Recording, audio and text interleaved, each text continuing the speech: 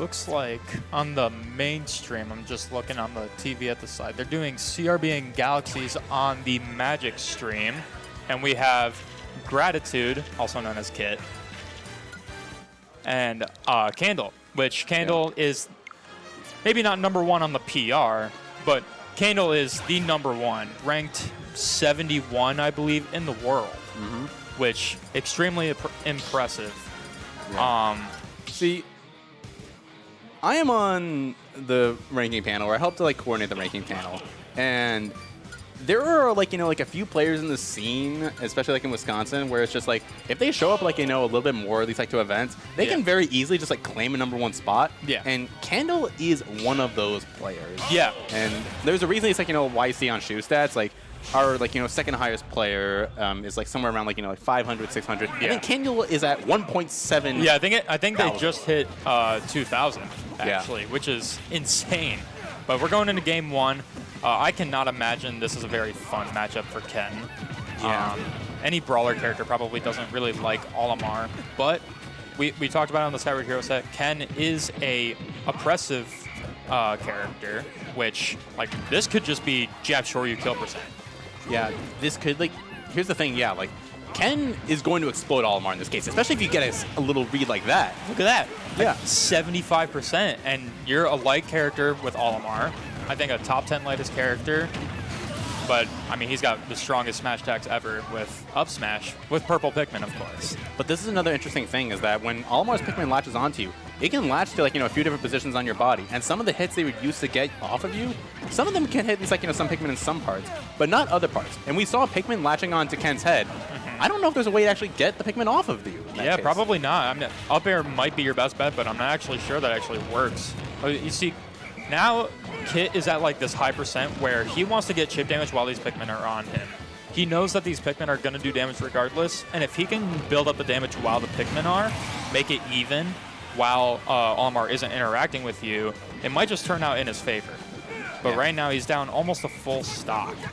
Yeah, he's trying to pressure, at least like put Candle like onto the ledge, but not quite going to be able to capitalize it. As now Candle, they're getting a lot of this damage up. Now Kit at 73, he's at the ledge, and the purple fair, that's all that Candle really needs. As now suddenly Kit is kind of just trying to Tatsu back to the stage, and the purple Pikmin snipe as well to just seal that game. The snipe was very well calculated from Candle there. A very quick game 1, even with that hot start that Kit had. Candle just kind of pushed the advantage as quick as possible and killed him both times. Can I just mention and just say that passive damage is such a foreign concept, at least like, like in Plat Fighters. I know that Olimar's been around for a while, but Olimar is one of those characters where you kind of like, have to blink and like say like, wait, how did they die?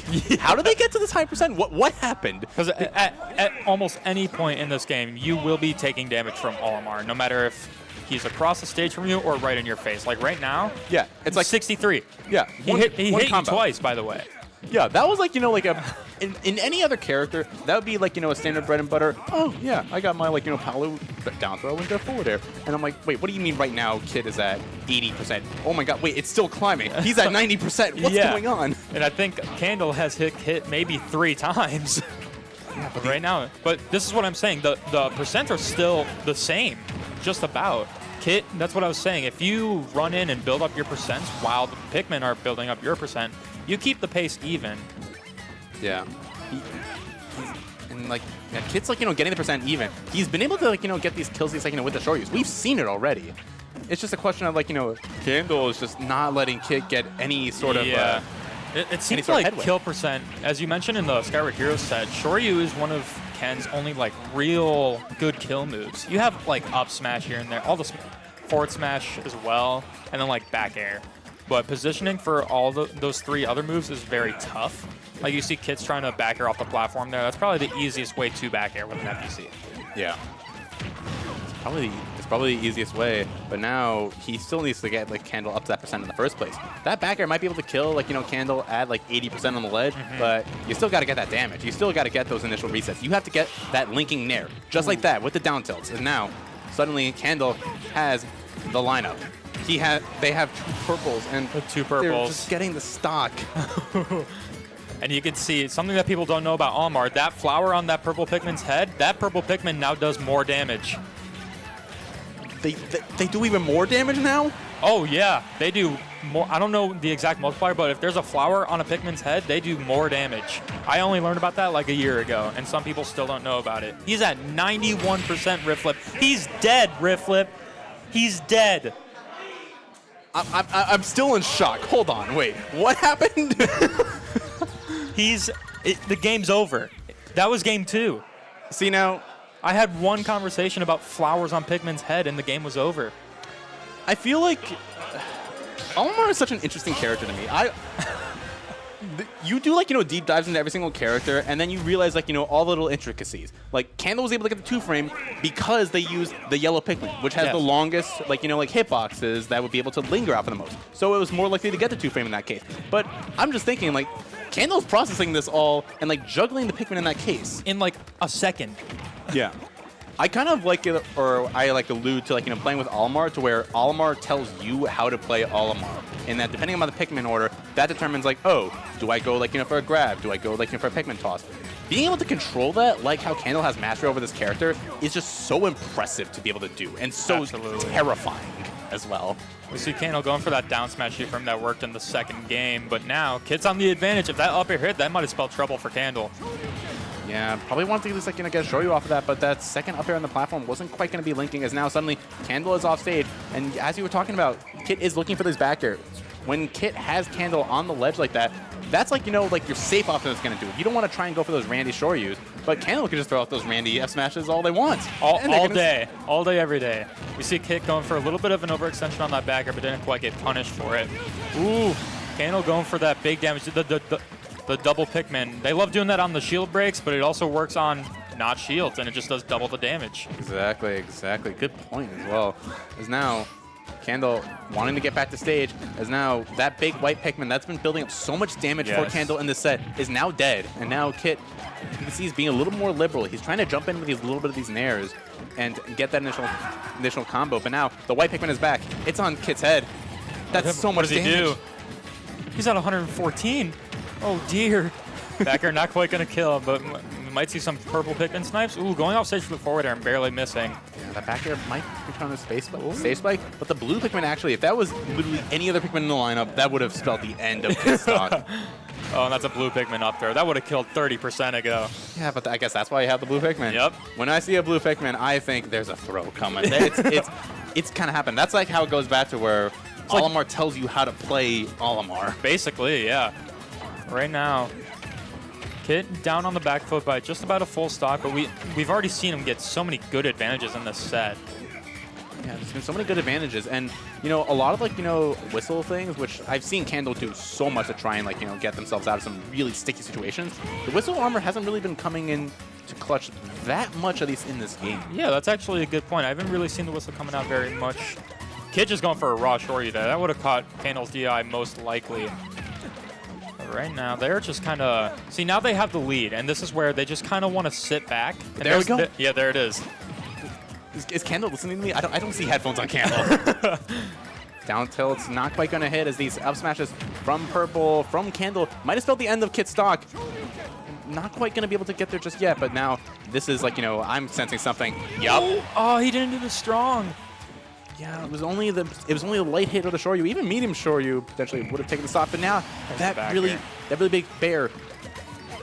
Some people, like, would say, arguably one of the best bears in a vacuum in this game, and it's just on an FGC. It just hits like a truck. But these Pikmins are on Kit. It's piling up so much damage, and that purple is all the more threatening now if Kit wants to be able to bring this to a game number 4.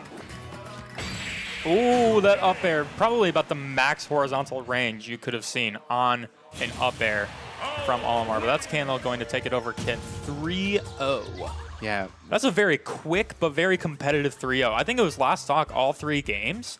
It's just Candle was pushing the aggression so much, and Kit was able to keep up for the most part. It's just, we said earlier, number 71 in the world. There's bound to be a little bit of a skill difference, but Kit kept up extremely well, pushed his advantage basically to the limits, and got rewarded for it basically every time he got it into Olimar's face. Yeah, you had to do that when you were in Olimar's face. And especially, like, compared to a lot of other combo games, the FGC combo game, when you can, like, get in there, there tend to be, like, fairly true combos. You didn't really see a lot of, like, like whistle armor shenanigans like you might see, for example, against a Mario if Candle were to face against Eric, though, in this bracket. Kid was, like, like really taking the most out of those down tilt combos and trying to get into those Shoryus and at least, like, try to, like, get the stocks that Kid was able to. But that is, in fact, we are, in fact, 3-0 right now for 3-0s. We are 3-0 for 3-0s. And one more thing I quickly want to mention about that Kit Candle set is you didn't see Kit using Hadoken at all for the same reasons that Samus struggles with fighting Olimar. Pikmin lash onto you will just explode your Hadoken in your face, and you won't get anything off of it. Or even if the Pikmin are just sitting in front of you on the ground, your Hadoken will not go through. So that was automatic, great recognition from the beginning of the set that Kit knew to not just use Hadoken because it wouldn't work. Yeah. It's all about, like, recognizing, like, it's all about, like, adjusting, like, the tools that you have. I think that every tool and every single character has its use. But, it's a matter of fact of, like, when do you want to actually rely on it, like, as, like, part of, like, an integral part of your neutral versus just, like, a cheeky little thing to throw out. Yeah. And I like to think of Olimar kind of like Duck Hunting here, where you have to pay attention to a lot of things as the opponent. You have to pay attention to Hero's 4 options on the menu and what his neutral B charges at. Duck Hunt, you have to pay attention to 3 projectiles, which he can control all at once. You're smiling because you love Duck Hunt. Yeah. My neurons activated as soon as you said Duck Hunt. But, like, Olimar is kind of in that same camp. You have to know what order the Pikmin are going to be plucked next. You have to know which Pikmin is on deck to be used.